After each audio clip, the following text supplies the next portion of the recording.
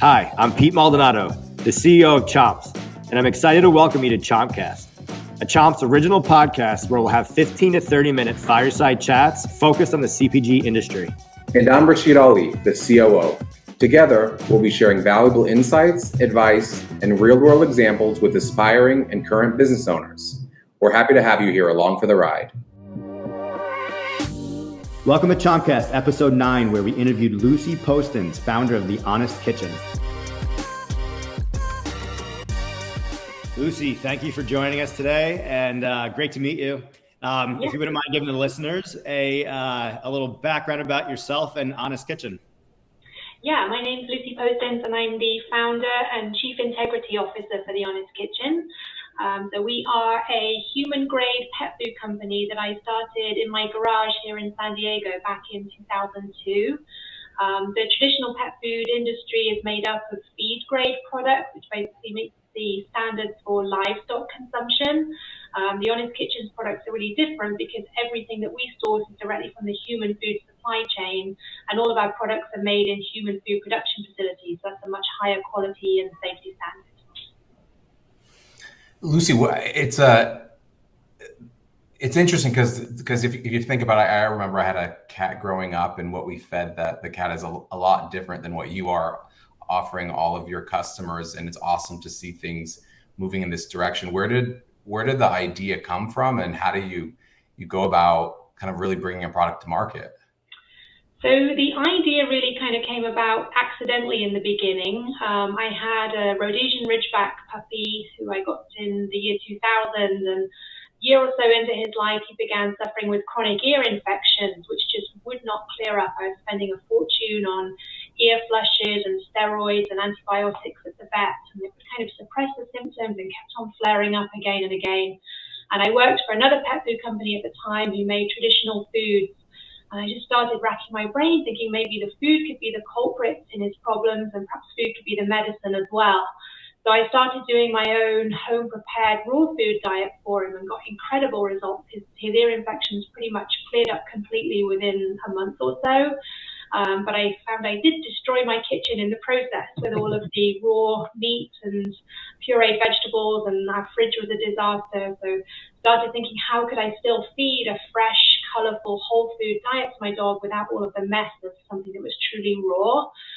That's where the idea for dehydrated food came from. That's basically just removing the moisture from the ingredients, leaving everything else intact. And then I got this little rogue idea to try and turn it into a business. And having worked in the traditional pet food industry, I wanted to really make something that was meaningfully, tangibly different. And that's where the idea for human grade came from. Something that it was a pet food product, but it wasn't really even part of the pet food industry. I really see us as being part of the human food industry, but we just happen to be making something that's going to be consumed by a dog or a cat.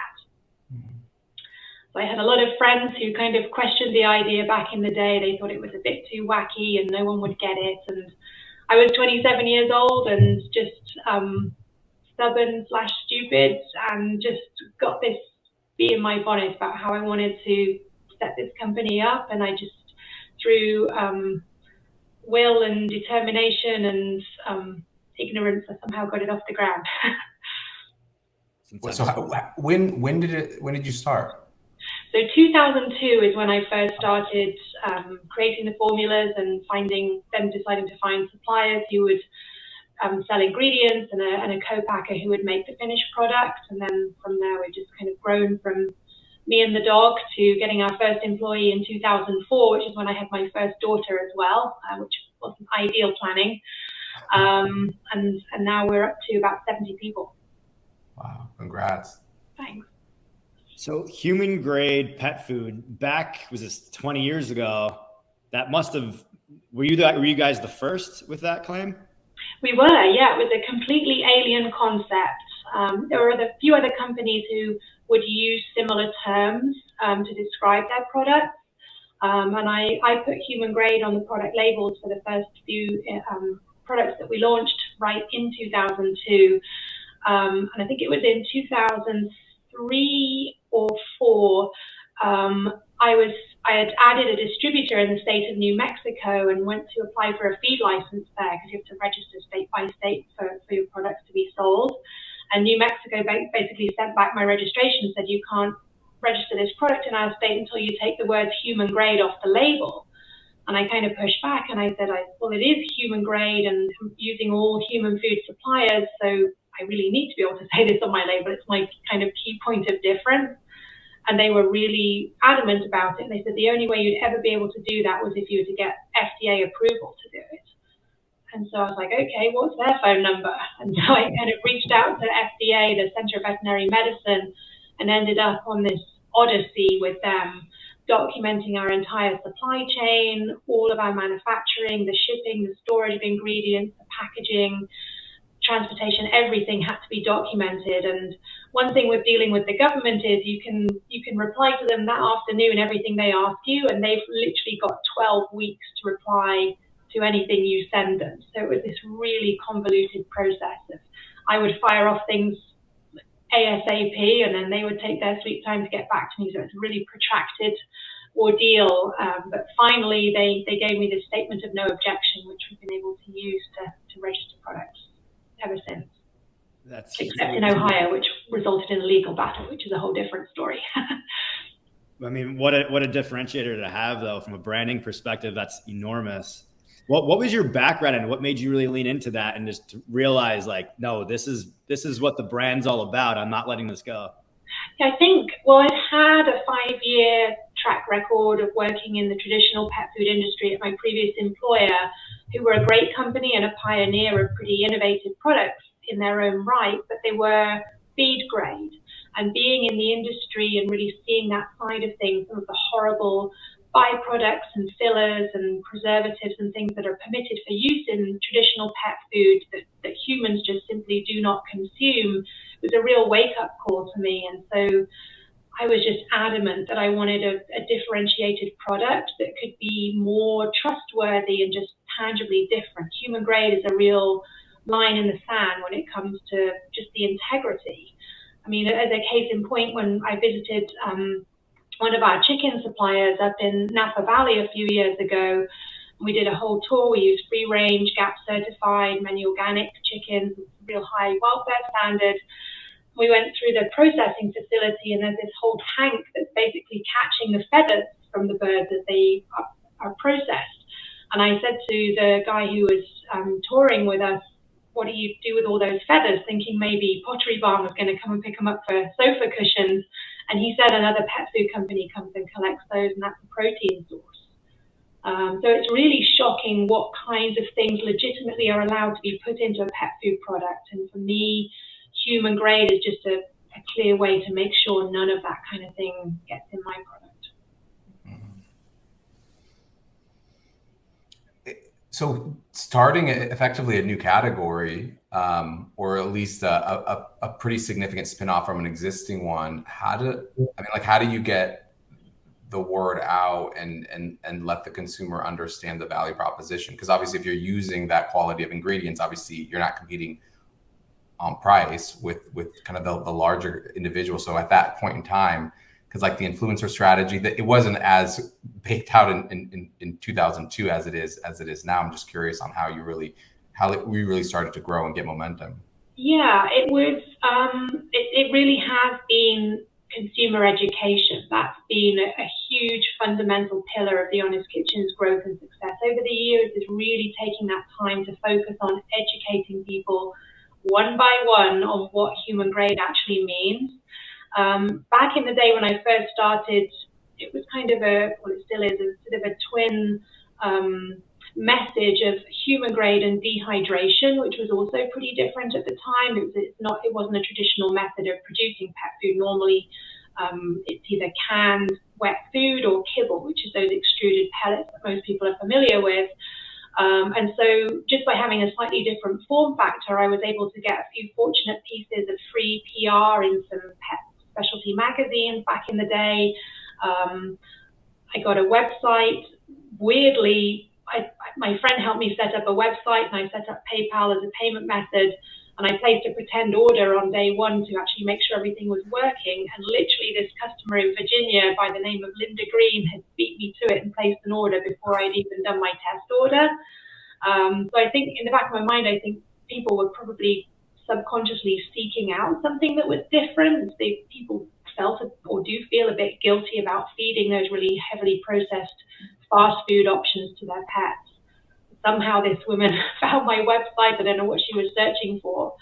So there was this sort of inherent need that maybe people didn't even realize what they wanted until they stumbled across it. But education's been the key piece, and then really having this strong commitment to circling back with customers has always been the foundation of the Honest Kitchen. So literally everybody that placed an order back in the day, I would send them a handwritten card.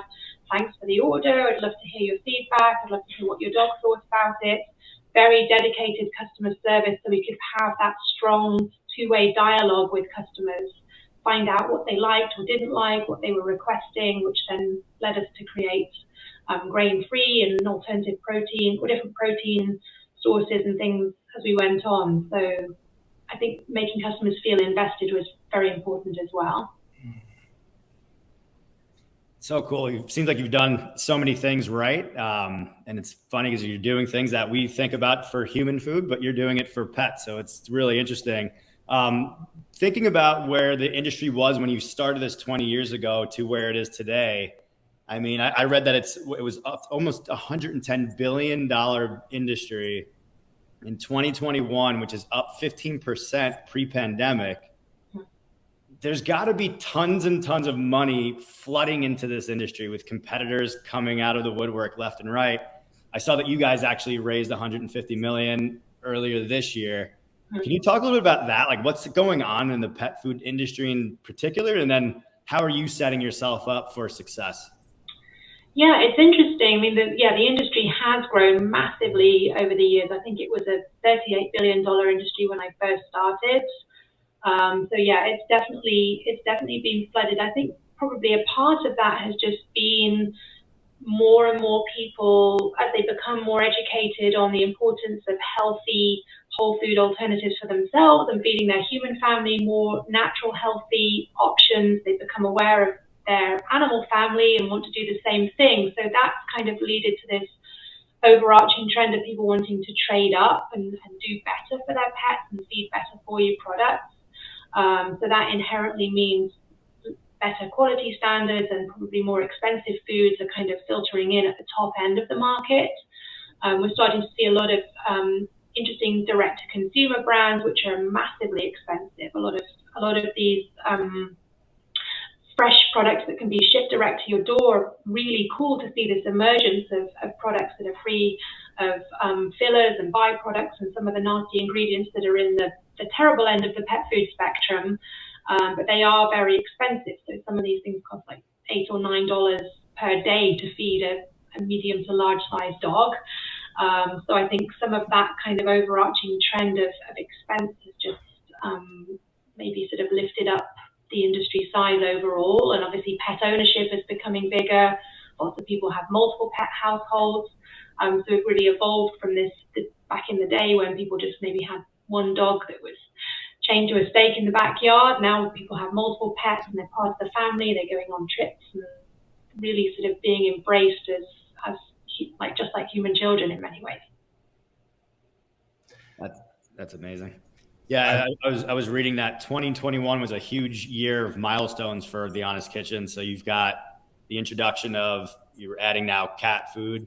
I think you built a facility. Was that last year as well? Yeah, we've been putting in a new facility in Topeka, Kansas, which is for our clusters, which is a ready-to-eat whole food product, kind of like a sort of a granola consistency, which is our alternative to kibble. So yeah, that facility is just being completed or has been completed in Topeka, Kansas. And then yeah, the whole cat food line has been completely reinvented and reimagined, which has been a kind of a fun experience to come up with all of these different flavors and form factors, because cats traditionally are pretty discerning customers, we'll call them. They've got their own curious way of deciding what they do and don't like, and they're rather opinionated. It's been kind of fun to create a product line just for them.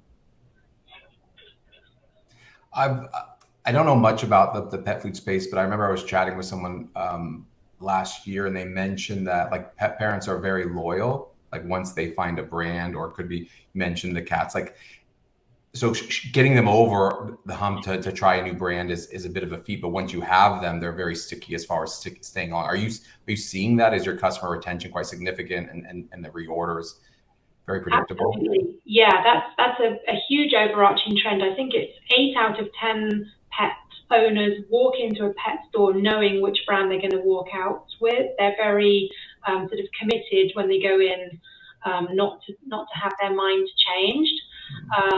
A lot of the work that we do with independent pet specialty retail stores is just, again, this more subtle approach to education. So rather than just trying to force a product down somebody's throat, is sowing these seeds of talking about just the way that real healthy whole food makes us feel healthier and actually be healthier. Same is true for the pet. So it's cool to be able to incorporate some less processed human grade food into the bowl. You don't have to necessarily flip overnight, but if you could add a little bit of something like the product that The Honest Kitchen makes, that will do your pets a favor over the long term and really sow those seeds of good food equals good health. And also a lot of the work is really incumbent on us to do sampling and really educate people online, having amazing customer service so that when people are seeking out solutions, very often people will come to a brand like ours after something's gone horribly wrong with their pet. So they might be diagnosed with diabetes or cancer or something like that, and all of a sudden then the alarm bells go off going, oh my God, I wish I had thought about food in the beginning. So it's making sure that we're there and being able to have a meaningful conversation with them in that type of a scenario, and then they're converted, and even then when they come to their next pet down the road, they'll start off on the right foot. And another big part of it's been really empowering our most passionate customers, for whom we're like a really beloved brand that they can't do without, empowering them to be able to tell their friends, give out samples, share our story with other people on social media, or request samples for friends whose dog might be going through something, and let them be sort of our low-key ambassadors, if you will. That's interesting. Pete mentioned the growth in the category. So, I've read the statistics of pet adoptions and just overall pet ownership just skyrocketing during COVID. Did you see then a direct spike in 2020 when this was happening, or was it a little bit later because of I think maybe the initial reaction for certain folks entering the category, grabbing a more of a larger, well-known brand versus yours? I was just curious. Yeah, no, we definitely saw massive spikes in demand from towards the middle to end of 2020, right in and through 2021, far outstripping what our projections actually were for all channels. And I don't know if it was necessarily down to, well, we know there was increased pet ownership, and we know a lot of shelters were completely empty of residents at the time. There was huge pet adoption. For me, I think a lot of it was people working from home, spending inherently much more time around their pets, in their home 24/7, maybe becoming a little bit more aware of itching or GI upset or other conditions that might have been plaguing their dog that they weren't necessarily that aware of while they were out to work in an office every day. Then having the time to research and look into healthier options of what could be causing my dog hotspots, and then thinking about food, and then that's kind of a natural path into a better for you brand like The Honest Kitchen. I'd also have to think like more folks just working from home, and it's interesting just people's more acceptance of kind of that personal versus work blend, where you can have a dog in the background or have a kid playing in the background when you're doing your video chats. I think that also just reinforces, makes it a little bit easier, right, for folks to have pet ownership the more time they're spending at home, which is going to continue to help your business as we get even outside of the COVID. Absolutely. Yeah, I think definitely that's true. And then also just the fact that, particularly with our dehydrated foods, with those you have to add warm water to it and stir the food, and then it's ready to serve. It kind of blooms and swells up in the bowl like an instant oatmeal type of concept. So it's pretty interactive, and I think that was kind of something that people were more open to embracing during COVID. You can also use those dehydrated foods to make your own homemade treats, or you can use it as a base for a batter for a birthday cake for your dog, and all sorts of different fun things. And people were very receptive to that kind of thing. We did quite a bit on social media with my own two daughters. I deployed a little bit of child labor to get them to do some social media videos making cakes for our dogs. And so it was kind of a way to sort of make the most of a challenging time. Indeed. I have a question. So I read somewhere that you guys have about 170 products in the catalog. Is that accurate? That sounds about right, yes. And are you guys vertically integrated across all, like the entire catalog, or are you using some commands for some products, and is there a mix? It's definitely a combination, yeah. So we've got some co-manufacturers and then some of our own facilities. We've got our own equipment, or some are kind of set up under a hybrid model. So yeah, it's a combo. Interesting. That's awesome. Yeah, I figured I just go back to like the branding and marketing side of like pet food and just creating these like ultra, viral videos. It seems like that's the category. It's got some of these videos just probably just take off like wildfire. Have you guys had any success with anything like that? We've had a few, yeah. A few years ago, we came out with kind of a spoof brand video, which was, we've got this product called Beams, which is a fish skin chew, and we were able to cut these beams up into tiny pieces and get the dogs to chew them. And then we got loads and loads of footage of the dogs chewing, and then integrated it into this video where it looked like the dogs were talking. But it was actually all of our employees were doing the talking, but it would be like our procurement director, and she was talking about how challenging it is to source these ingredients, and it's actually her dog chewing, and it looks like the dog is talking on camera. So that one got some really good coverage. It's not as funny as the way I describe it, but you have to see it. It's kind of fun. I'll take a look at it. That's actually really funny. So Lucy, you've been at this for a while, over 20 years. Anything, that you've learned over the years that you really wish you knew when you were starting this up in your garage and making a mess in your kitchen? I think the biggest thing that I didn't really think through was, as the company grew, how much people would be critically important to the growth of the product. I was kind of a lone wolf back in the day. I actually quite liked working independently, but really realizing how much of a massive influence passionate employees could have on the brand, and really make a difference, and imparting that passion to consumers and being sort of fully focused in our mission and our values. And then the flip side of that I really did not think through was how challenging it can be to actually manage a team of people, keep everyone motivated, focus on culture, and particularly the handful of employees that we've had over the years that we brought into the team and they were not a fit. I think I wish I had been a bit braver back in the day about calling it quicker when somebody clearly wasn't a fit for the Honest Kitchen, of telling them might be better if we went separate ways, rather than trying to sort of hold on to them for longer than we should have and allow them to make other people feel less motivated and that sort of thing. I think that was one thing that I wasn't necessarily that prepared for. Yeah, the people side of it's tough, especially like the folks that joined the team early.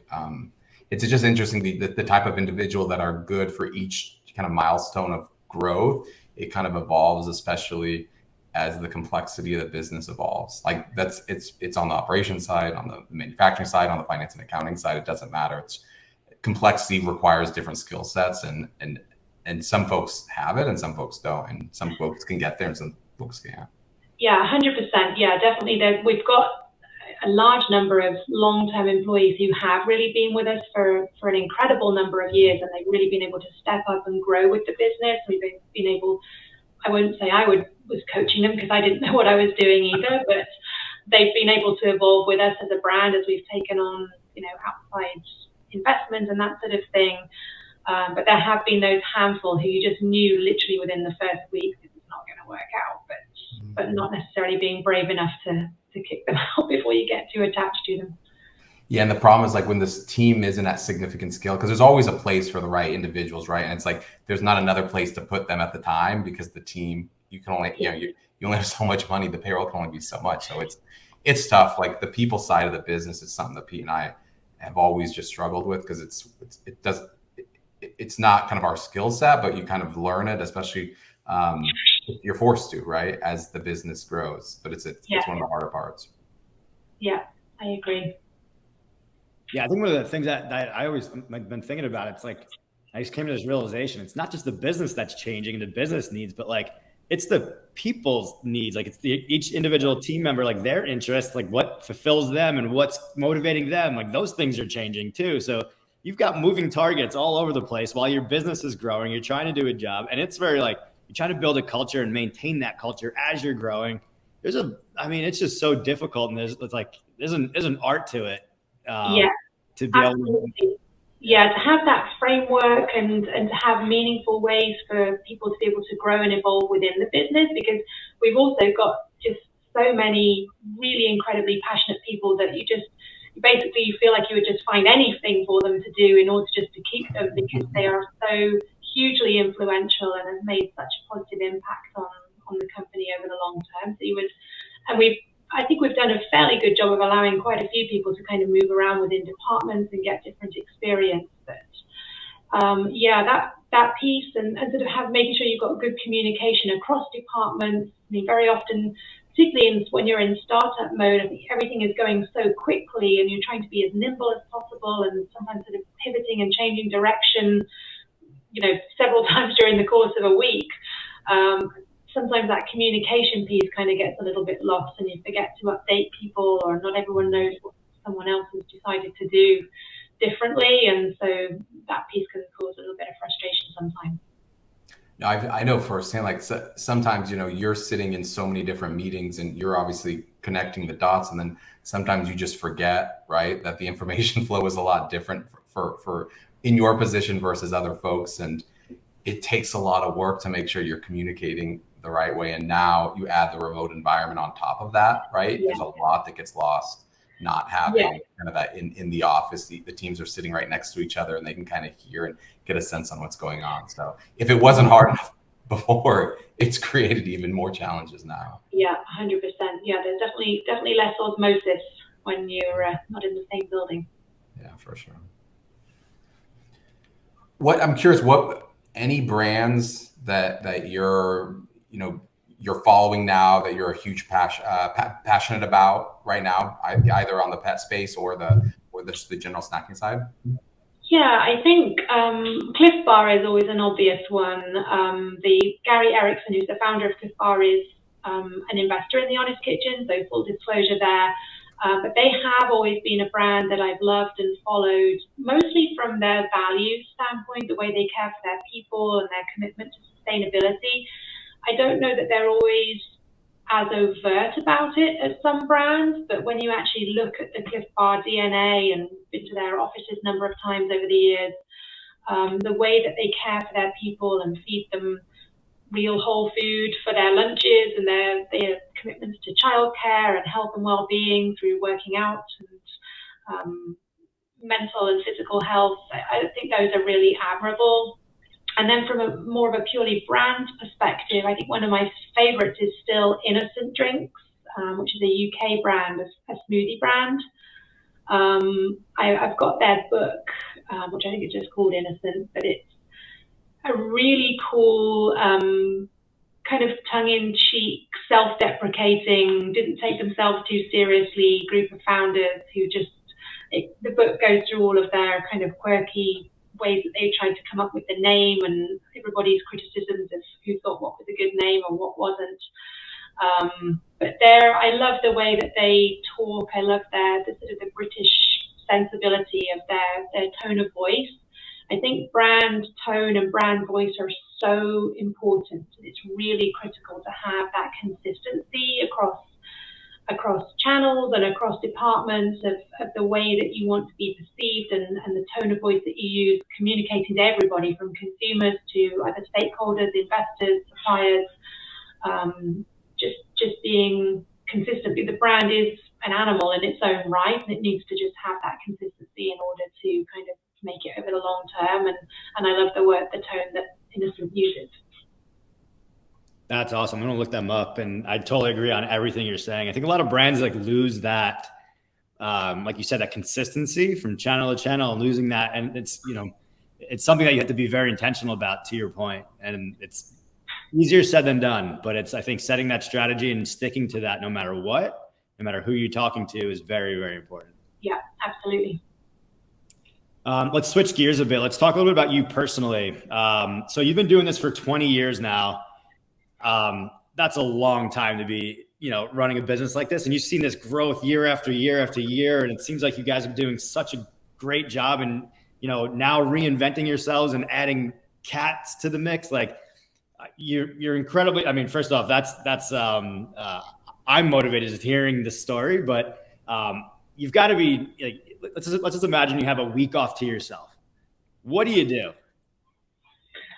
Well, I'm quite fortunate in my role as now I'm in more of a refined founder role and the chief integrity officer role. I actually do get quite a bit of time to myself, which I'm incredibly fortunate about. It was a purposeful decision that was made back in the day to be able to focus a little bit more on my kids and to have a better work-life balance. I think if I were to just have a whole week to myself, I'd probably go up to my farm and just ride my horses, do some yoga and meditation every morning, and probably try and crank out one of the Thomas Keller short rib recipes that takes about 4 days to make. That sounds like a good time. Yeah, I like that. This is a question actually I ask everybody that comes on the Chompcast here. What is your superpower and why? I think it is intuition. I think when I sort of think back about the way historically I made decisions, particularly when the business was young, I really did just go off gut. I'm not a particularly analytical person. I definitely hate numbers and spreadsheets. And I feel like if I had not been as intuitive as I was and sort of as stubborn and committed to what I believed in as what this company was going to become, I think it might not have got off the ground, because hear of this concept, paralysis by analysis. And I think if I hadn't listened to my gut and been intuitive, it never have got going, because you start sort of questioning and doubting everything. Obviously, that analysis has become a bit more important as numbers have got bigger over the years. Now we do have to make some decisions by committee and really check the numbers before we do big things. But yeah, intuition, I think, was the thing that got it off the ground in the first place.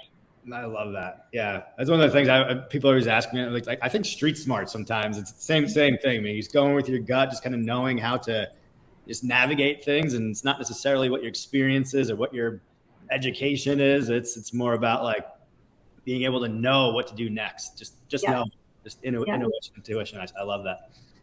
Lucy, thanks so much for your time today. This was fantastic. If the folks listening want to learn a little bit more, where can they find you? And also, which stores? I know you're in a lot of places, but I'm curious, like, what are the best stores to find The Honest Kitchen? Yeah, so our website is thehonestkitchen.com.